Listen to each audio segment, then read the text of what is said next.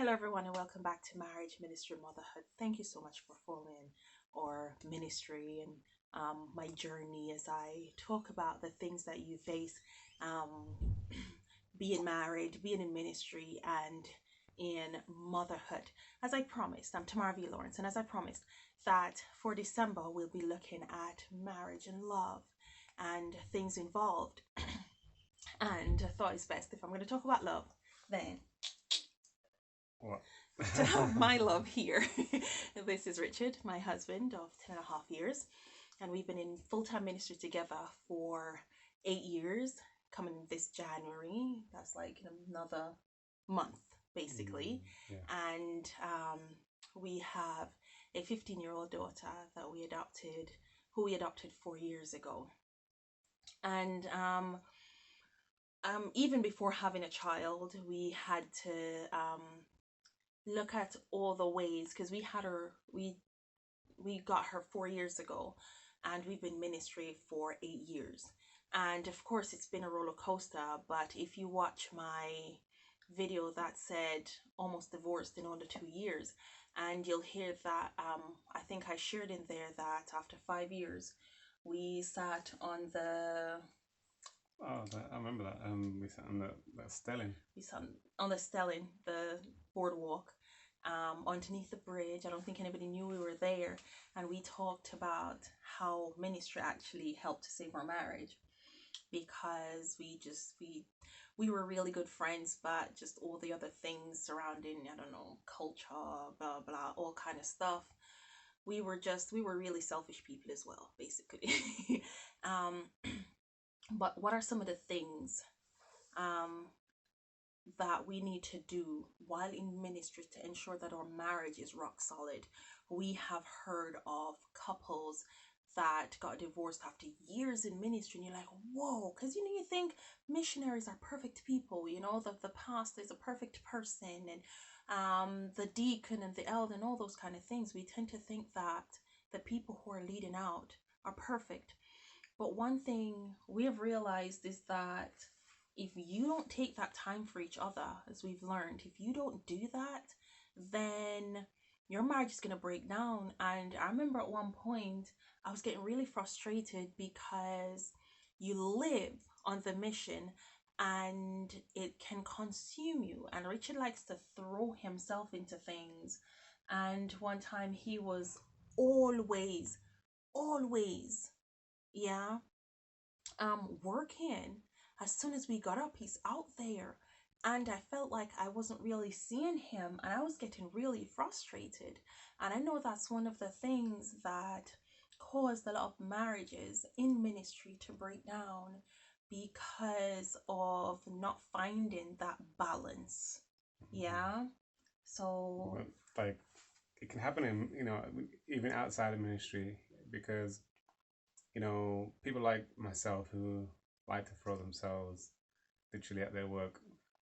Um, it's not a balanced life, and the people around you there, even though they're having some sort of benefit of maybe extra funds in your home or spending, it's about time. Time builds relationships, and if you take that away, you're taking one of the major pillars of how relationships grow. The major ingredients. yeah. So it's about remembering that your family is your first ministry, in spite of the fact that these missions tend to be really, really demanding of your time. And of course, we've seen where some people come and like, oh, we've entered ministry so we can focus mostly on our family because they won't see us. It can be also where it's like you're living on this mission, you're taking advantage of the free housing and all that kind of stuff, and you focus all on your family and not on the fact that you're a missionary and you're here to serve. If you just want to do family time, then you can do that somewhere else. Yeah. But also, another thing. What? I was about to say something. Go ahead. What made me realize about spending more time with family is how it greatly affects like children. With Layla, then I realized, okay, Yeah. now we need to start putting some things in place, which seems kind of strange because obviously maybe I should have seen it more evident before because you know Anyway, let's move on right along. No, but as it comes to children, they really kind of like act out. Yeah. You know, I When won't, the wife acts out, they tend to not see it. They just think you're being a wife. a wife. But when the But children act out, you're like, whoa, and then you see it. yeah, so Yeah. I realized, okay, I need to start. But what about for those who don't have children? You know, honestly, we can truly say one of the major thing is find time for each other. And when we talk about going off on the boardwalk for our fifth anniversary, we didn't have Layla at the time. So we really did. We did stuff together. We did stuff together. We tried our best. And another point I wanted to say, keeping love alive. Being the principal of the school there in the jungle, I had so much to do. But then when you're doing this full-time thing, and then you're required to wash with your hand, we didn't have a machine, and things would pile up. Richard at one point started taking his clothes on a Sunday, and even though 6 pieces would take him 2 hours, he would still take his thing That's not and right. he would That's go not right. down and he would take them, he That's would not right. beat it with the stick. That's not Like right. It was more about playing with the children. no, it's the whole community. It's a community thing. Because that's where the whole village will come. But Yeah. I'll wash fast enough. And he did his washing, and that was one of the things as well, making sure that you really divide the housework, and it's no longer the wife needs to stay home and cook and clean and wash and all those things, and I need to be the one going out to work. We're both in full-time ministry together, so balancing um the work within the home is also one that would also keep the wife happy. Yes. Okay. And but something else I knew as well. I remember Richard saying to me that Tam, the same energy that you put into the children, you're super nice with them. They can do nothing wrong. You find the nicest, sweetest way to talk to them. But for me, if I do something wrong, whoa, I get it. And he's like, can you treat me the same way you treat the children? Well, not exactly the same, but Well, of course, not exactly the but same. it was, yeah. But that really stuck with me. In ministry, we have to remember our families, when they see us really be Christ to the mission, but we're not the same Christ at home. We're expecting perfection at home, and we have this no tolerance. But then when we're out there, we want to be that, oh yes, Jesus will love you as you are, blah blah. No, that's not okay. For love to remain the way it is, we need to be Christ, with the same Christ we portray and we give to the mission, the ministry. We need to do the same thing and give that same Christ. And it stuck with me. He told me that years ago, and I've tried my best, since then, to be doing that same thing. So he doesn't say, why is it that this person get 100 chances and I get Half. I was gonna say two. But we see that's how it is, and you have to. So we've had to work on those things, and now we do our date nights.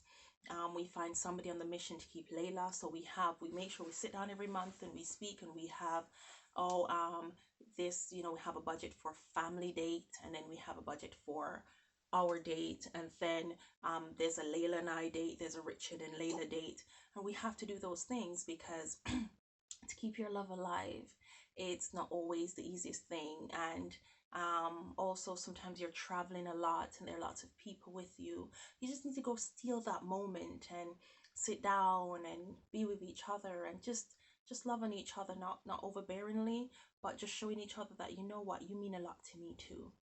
Yeah, so as you try to navigate your marriage and your ministry, and even and being a parent, I pray that you will find the best way to ensure that your family be your first ministry and the love stays alive, because I know if we broke down, it would have caused the ministry to break down. I know people who no longer want to be missionaries, students who didn't want to be missionaries anymore because of the mistakes that other missionaries have made. So we have really taken our ministry so much that we want to make sure that we be the best us, so that we can give the best of us, of what Christ wants Obviously, to others. It's hard at times, but We do it. we do it. We do it. So as we try our best to navigate, well, me, your host, Tamara V. Lawrence, to navigate marriage, ministry, and motherhood, I pray that you will also find the best way to maintain your marriage while you're doing your ministry and while you're navigating your children, and keep your love alive with your spouse and with your children also. And may God bless you. If this video has blessed you, I pray that you'll comment and just say amen. You know, just tell me some things that you've done as well to ensure that you keep your love alive, whether you're in ministry or not. How do you keep your love alive for however many years? Could be 1 year married, 10, 15, 20. How is it that you do it? And if you know that there's somebody who's looking to go into ministry, but they're wondering, how can we balance this? You know, how do we maintain? Just share this video with somebody, and I pray that it'll be a blessing. And don't forget to subscribe, okay, so you can, and hit the bell so you can hear more, as every week, every Sunday I try my best to upload something for you that'll be a blessing. And thank you, honey, for coming with me and standing here in front of the camera and sharing. I know, big surprise. Okay, guys, I know I just like, oh, you want to film with me? And it's like, oh, yeah, okay. So thank you, guys, and I'll see you again next week. Bye.